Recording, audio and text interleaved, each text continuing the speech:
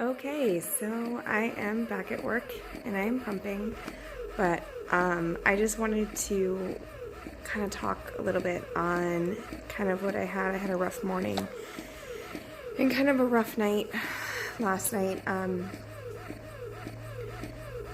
My mom watches my son, and then my husband watches my son. And as much as I know that they are awesome and they are wonderful and they love him as much as I do, it's a really big struggle for me to just be okay with being away from him. You know, they send me pictures, they update me throughout the day, but I'm not there. I'm not there. I'm not there to make sure that he is safely sleeping. I'm not there to make sure that he's getting the amount of tummy time he is. I'm not there to make sure that they're noticing his tired cues. And I just keep having this like reoccurring nightmare that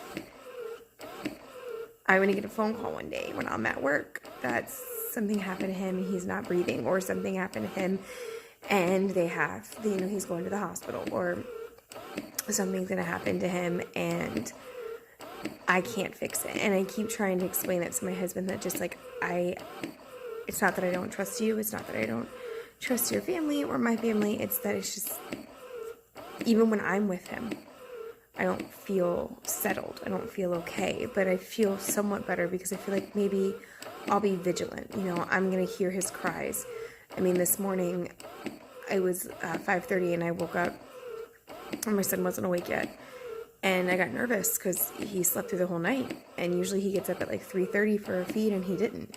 So first thing I did is I go in there and I make sure he's breathing. Like what logical parent thinks that that's the first thing? They don't think, oh, awesome, my kid slept through the night. That means that, he's getting older and, everything is good. No, my brain went to something's wrong with him. But,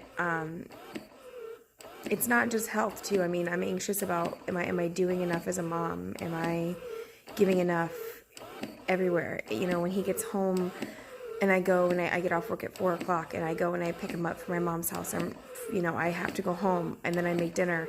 Well, is that 30 minutes that I put him in a bouncer with, contrast videos on YouTube? Am I a bad parent because of that? Am I a bad parent because I chose to vaccinate my child? Am I a bad parent because he's, having some reactions, I think, to dairy, and I'm struggling with, well, what if everything I eat has dairy in it? What if he's going to grow up and he's going to have an allergy? What if he's going to have these problems? And I keep going back and forth on, how does it get better? I don't even care about myself anymore. I'm at the bottom of the list. I used to be anxious about my health and, about, is everything okay? Is everything all right? Am I going to be okay? And that's at the bottom of the list now. I mean, my biggest concern is just making sure he's okay and he's live and he's safe. And, I feel like me watching him or being there for him is going to make it better. And it's not. And I know that. And I know that I can't worry about everything. But it just took so much to get him here. It was so hard. And it's not like I keep telling people, losing a child no matter what is horrible. And it's hard. And I watched a coworker of mine. She actually just lost her son to cancer. And he was 6 years old. And he's been sick for, the majority of his life. And it was so sad to watch, and it was heartbreaking. And so the idea of losing a child is just horrendous. But the fact is he wasn't easy to get here to begin with. So if I want to be hyper vigilant, I should be able to. And I feel like my family doesn't understand that. They keep telling me he's resilient, he's fine, he'll be fine, you need to get over it. And my mom, we went to go see my grandmother for her 85th birthday, and I brought his pack and play, and I wanted to sit in the room with him and, let him nap and watch him, because I'm not at home, I don't have a monitor, I don't have anything. And my mom was like, he's fine, Candace, just leave him in there and come out here and join everybody. So I did. And the whole time I couldn't even enjoy the conversation because I was worried about him. I couldn't see him, I couldn't hear him. And then, he started to fuss. And my mom was like, well, you gotta leave it alone.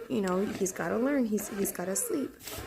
And, you can shut the door. And I finally just looked at her and I was like, I'm not gonna shut the door because I'm not comfortable with it.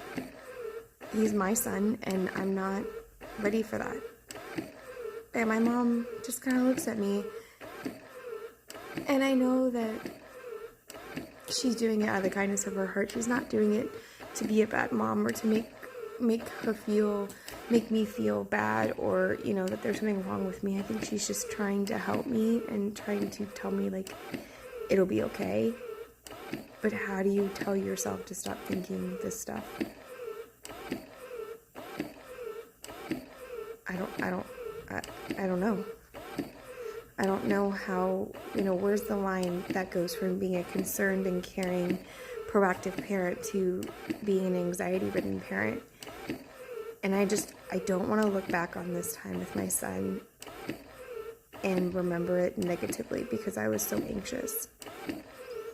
I called my OBGYN to talk to them about it, and they said that it would be 6 weeks before they could get me in for an appointment. They asked me on the phone if I had thoughts of hurting myself or others, and did I feel like my baby was safe in my care? And I told them, of course, it's not depression. I'm having anxiety issues. And they were like, well, have you contacted your general? And I said, yeah, I've already met with my general doctor. I met with them right after I did my 6-week checkup with you guys.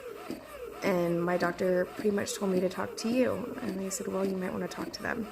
So I'm going to call my insurance and try to see about, maybe some talk therapies or something that I can do to help alleviate it. And I don't know if the anxiety is more connected with the fact that I'm still breastfeeding with my hormones. I don't know. I really don't. But I can't stop in my head. I really can't. I can't get it to calm down. I went out and I bought a brand new stroller. We're taking my son to Disney World, which is a whole nother anxiety thing. We're not taking the buses. I'm not comfortable with having him not in a car seat because Disney does not require car seats. But I couldn't imagine him sitting in a car seat all day. So we're not going to take the buses. We're going to drive and bring our personal vehicles. And I started thinking about the stroller. The stroller I have is a jogging stroller. And in the infant car seat, he can face me, and that's all good and wonderful, but I don't want him to be in that car seat for that long. I think about positional asphyxiation. I read a story about a set of twins that were left at their daycare, and the mom dropped them off in their car seats, and the baby was sleeping, and one baby was awake. So they took the baby that was awake out and left the one that was sleeping in the car seat, and he died. And I started thinking, like, oh my gosh, what if we're in Disney in line and I'm talking and 5 minutes goes by and his head slumps forward? So I went and I bought a brand new stroller because the stroller that I bought is the Pivot from Evenflow, and it can lay flat into a carriage, so where he can, like a bassinet. I don't have the money to get the Up a Baby or these expensive things. I don't have the money for the Owlette. So I'm doing this on a budget, people. And anxiety on a budget sucks because you cannot pay for the most expensive stuff. I remember I bought a whole bunch of swaddling blankets because they were more affordable. And I had so much anxiety that I couldn't swaddle him. I had to have the Velcro ones because then I knew it wasn't going to go anywhere, that it wasn't going to go for his face. And a lot of my anxiety revolves around his safe sleep. And I think a lot of that is from it being so ingrained, are you practicing safe sleep, safe sleep, safe sleep? And it's something that I've been struggling with. So I'm also, I don't know, it's just, yesterday and today's been a rough day. And I just wish I could be a stay-at-home mom and take care of my kid.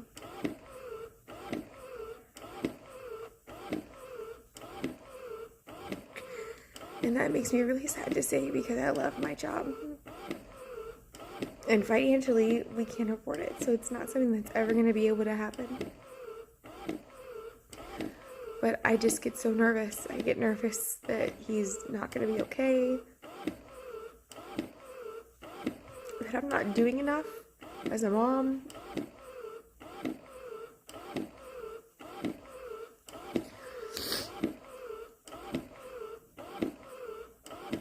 You know, and not just even as a mom, just, you know, as a wife, as a teacher, as everything. It's just hard. But I'm going to make a video, I think, this weekend, kind of talking about my struggles with leaving him and going back to work. And also, too, with breastfeeding. I've been having some issues with his dairy and things like that, and seeing if anybody else might be going through it. I actually just shared today on my Facebook with a couple of my IVF support groups, because I feel like there's so much support before you have a baby when you're going through IVF, and, you know, everybody's there for you. Everybody wants to know how your pregnancy is going, and then when the baby gets here, everybody's there. And then it's like once you have them and a couple weeks go by and they're not brand new and shiny anymore, nobody wants to hear about it, you know? It's over. And nobody checks in and makes sure you're doing okay. And, you know, that's my fault too. I need to open up about it a little bit more, which is why I'm doing this. You know, but I don't want to feel crazy.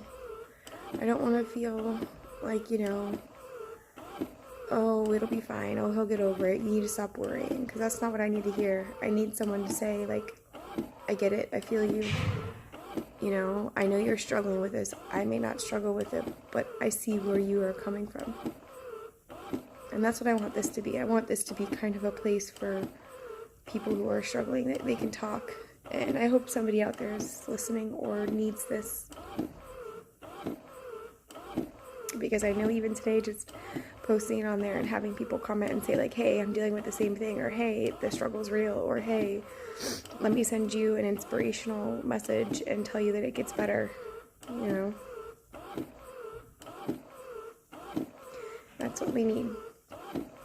So I need to finish up pumping and get back to class. So until later, I will talk to you guys, and I'll see you then.